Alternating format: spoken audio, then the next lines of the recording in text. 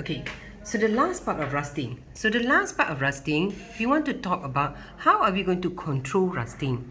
So you want to control rusting, there are four main ways given down here and one very simple method, okay, to control rusting. The first one is you make an alloy. Okay, so an alloy, an example of an alloy down here is stainless steel. Stainless steel is an alloy that is made from iron, carbon, chromium and nickel. Okay, so what happens is when you expose it to the air and water, okay, when you expose it to air and water, you notice that the chromium and the nickel, okay, combines with the oxygen in the air and form a very protective oxide layer, which I've discussed with you. This protective oxide layer, okay, is not porous, okay, it is tightly packed onto the metal. So it's very difficult for you to peel it or crack it. So you notice that corrosion will not continue to the inside part of the metal. In that case, the iron will not rust. Okay, besides this, this oxide layer that is formed is very attractive. If you look at it, it's shiny like this. Okay, can you see shiny? Okay, and it's used in your cutlery and decorative item. So the first way to control rusting is by creating an alloy. Okay. What about the second way to control rusting? The second way that you can use to control your rusting is, okay, you create what is known as a sacrificial metal. Okay, sacrificial metal. Can you see this? Okay. So if I say sacrificial metal or sacrificial protection, remember what I told you, you have to look at your ECS. Okay, always keep looking at your ECS. This is your iron. Okay, you are supposed to put it in contact with the metal that is above it. Example, magnesium and zinc. When iron is in contact with the metal that is above it, like magnesium or zinc, okay, you notice that these metals are more electropositive.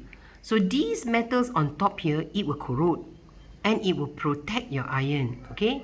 Okay, this is especially very important, okay? Especially when you are making underwater pipelines and the hull of the ships and the bridge pillars, okay? You cannot be replacing the underwater pipe every month, okay? So what you have to do is you put bags of magnesium. So the magnesium bag will corrode and will protect the iron. So it's cheaper and easier to replace the magnesium bag compared to the pipes, okay?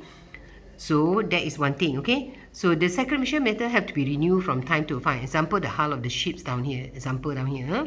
Okay. The next one is, okay, the next one you're very familiar. Maybe you do it at home, okay? Example, a protective coating. Okay, so if you notice some parts of your fence or your grill has started to rust, you can scrape it off and you can give it a coat of plastic, paint, enamel, grease. Okay, so this is a very simple method to control rusting. Okay, another very important method to control rusting is galvanizing. So when I say galvanizing, what is the meaning of galvanizing? Actually, you have come across it, just that maybe you're not familiar with the word. Okay, galvanizing is when you take a steel, iron or steel, you coat it with a thin layer of zinc. Okay, you know the zinc is above the iron and you know steel is a mixture of carbon and iron.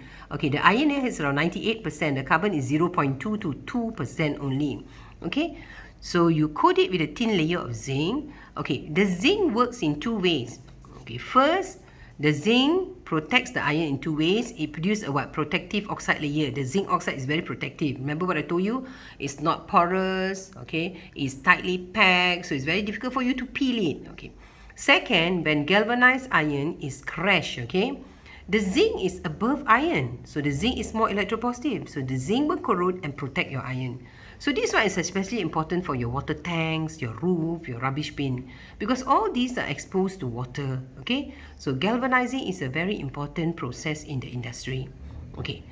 So beside alloy, sacrificial metal, galvanizing, okay, protective coating, the last one is tin plating, which you are also very familiar. Okay, when you go to the supermarket, always you buy your food, it's in the form of tin cans and all that.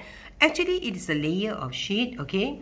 A sheet of steel, which is coated with a very thin coating of tin, okay? So it's a sheet of steel coated with a thin layer of tin. Okay, the tin can form a very strong protective oxide coating. Again, the same thing. The coating is very powerful, very strong. It's stuck onto the steel. So it's very difficult for you to peel it off. But if it gets dented or scratched, don't ever buy the canned food. It's because rusting occurs because tin is less electropositive than iron. So tin will definitely, okay, speed up the rusting of the iron. Okay. So tin coated steel is used to make in tin cans for food. So there are 4 main ways and 1 simple method that is protective coating. So these are the ways that you can control rusting, okay? Read about it, okay? It's on page 120. Thank you.